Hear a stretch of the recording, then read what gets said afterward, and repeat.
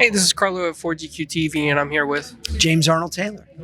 And James, can you tell me a little bit about what you've done in this project? Certainly. So in The King of Kings, I am many different voices. Now, originally, as a voice actor, so I've been a voice actor for 3+ decades in Hollywood, doing things like Obi-Wan Kenobi and Johnny Test and Fred Flintstone and many others.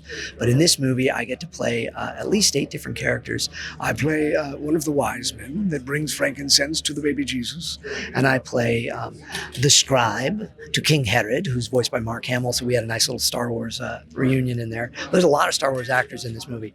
I play 3 of the apostles, Matthew and Phillip and Thomas. I play, Malchus, who gets his ear cut off by Peter, and then Jesus heals him.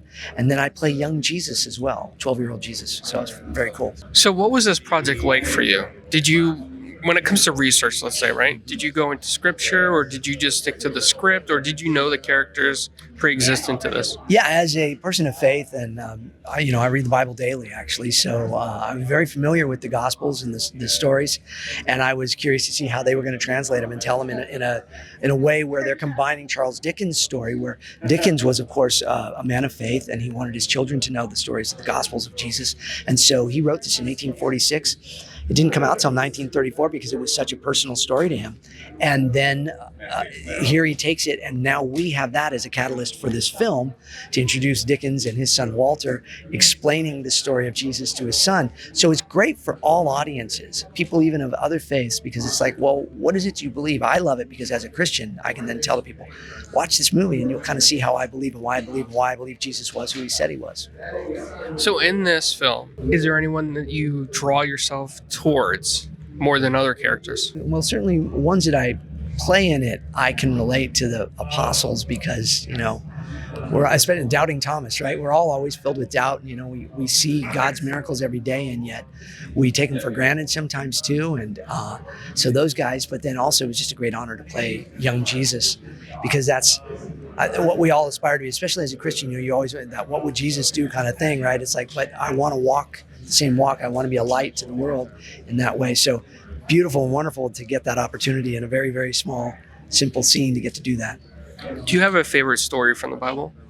Oh my goodness, I have many, but one of my favorites is the story of the prodigal son. And in fact, I just made a movie, shameless plug, it's called Hidden Blessings, and is out on Amazon and such.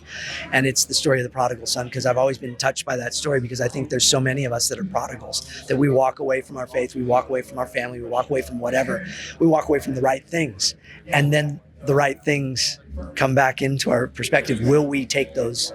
Will we get on that path again? And so I love the story of the prodigal son in that. Yeah. It's also a good story about forgiveness too, the father and the son, and Absolutely. He accepts the son no matter what. No matter what. And in the movie that I made called Hidden Blessings, I play the father in that.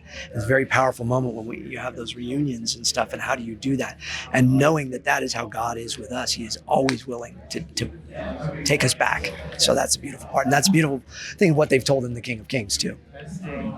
Well, congratulations on this project. It's great to relate to something so strong to your faith.